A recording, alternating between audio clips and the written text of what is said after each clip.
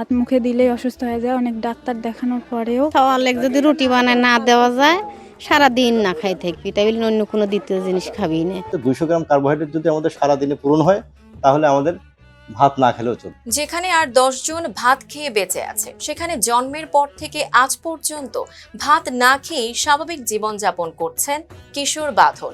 নাটোরের সিংড়া উপজেলার দুর্গম পল্লী চলনবিল অধ্যুষিত গ্রাম বেড়াবাড়ি। এই গ্রামের কৃষক বুদ্ধু মোল্লার পুত্র বাঁধন। আর সবার মতো সুস্থ ও স্বাভাবিকভাবেই তার জন্ম। জন্মের পর তার কোনো সমস্যাই ছিল না। সমস্যা শুরু হয় মুখে ভাত অনুষ্ঠানে। সবাই যখন তার মুখে প্রথমবার ভাত দিতে যায়, তখন সে মুখে ভাত দিলেই কান্নাকাটি করে ফেলে দেয়। পরিবারের লোকজন ভাবে আরেকটু বড় হোক, তখন ভাত খাওয়ানো যাবে। 2 বছর পর্যন্ত শুধু মায়ের বুকের দুধ খেয়েই বড় হয় সে। এরপর তাকে আবার ভাত খাওয়ানোর চেষ্টা শুরু করে পরিবারের লোকজন, কিন্তু তখনও সে ভাত খেতে চায় না। জোর করে ভাত খাওয়াতে গেলেই বমি করে দেয়। জীবন অবাক না করলে কে করবে? 28% মিল্ক ফ্যাটের অবাক করার সাথে ফ্রেশ মিল্ক পাউডার। জীবন অবাক করুক প্রতিদিন। যদিও পরিবারের কেউ আর তাকে ভাত খাওয়ানোর চেষ্টা করেনি, তবে ডাক্তার আর কবিরাজের কাছে গিয়েছেন কয়েকবার, কিন্তু কোনো চিকিৎসাতেই কাজ হয়নি। বাঁধনের মা বলেন, তারা যখন ভাত খায় তখন সে মুড়ি কিংবা শুধু সবজি খেয়ে থাকে। সকালে মুড়ি, দুপুরে সবজি দিয়ে রুটি, রাতে মুড়ি খেয়ে থাকে। মুড়ি না থাকলে না খেয়েই থাকতে হয়। ভাত মুখে দিলেই বমি করে, ভাত মুখে দিলেই বমি করে, কোনোদিনও খায়নি।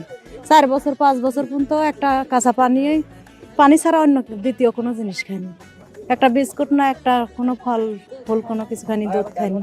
তারপরে যে নাটোর চিকিৎসা লিছি, আগে প্রথমে শ্বাসকর চিকিৎসা করেছি বিধান ডাক্তারের কাছ থেকে। তারপরে নাটোর নিয়ে গেছি ইস্তিয়াকের কাছে।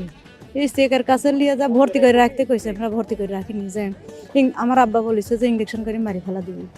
বাঁধনের বাবা বুদ্ধু জানান, তার ছেলের ছোট থেকেই এই সমস্যা।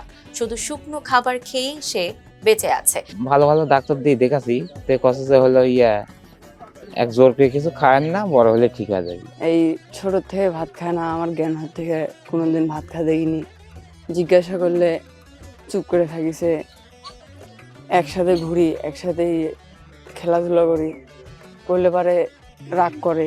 উপজেলা স্বাস্থ্য কর্মকর্তা মুজাহিদুল ইসলাম খোকন বলেন, আমরা ভাতে অভ্যস্ত হলেও মূল প্রয়োজন কার্বোহাইড্রেট। দৈনিক খাদ্যাভ্যাসের ভিতরে আমরা যে 6টা খাবার দেখি আমরা: কার্বোহাইড্রেট, প্রোটিন, ফ্যাট, খনিজ লবণ, ভিটামিন এবং পানি। এই আমাদের ডেইলি যে রিকোয়ারমেন্ট কার্বোহাইড্রেট, এটা হচ্ছে 200 গ্রাম পার ডে। এটা পার্সন টু পার্সন ভ্যারি করে। তো কোনো ব্যক্তি যদি এই 200 গ্রাম চাহিদা বা চাল বা ভাত ছাড়া যদি পূরণ হয়, তাহলে সারা জীবন সে ভাত না খেয়েও বেঁচে থাকতে পারবে। আমাদের কার্বোহাইড্রেট উৎসের মধ্যে যেমন গম আছে, ভুট্টা আছে, জব আছে, মিষ্টি আলু, গোল আলু, শাক সবজি, এগুলো থেকে আমরা কার্বোহাইড্রেটের চাহিদা পূরণ করতে পারি। প্রতিদিনের 200 গ্রাম কার্বোহাইড্রেটের চাহিদা গম, ভুট্টা, আলু বা শাকসবজি থেকে পূরণ করা গেলে ভাত না খেয়েও আজীবন সুস্থ থাকা সম্ভব। Tanjiba Nowrin, face the people.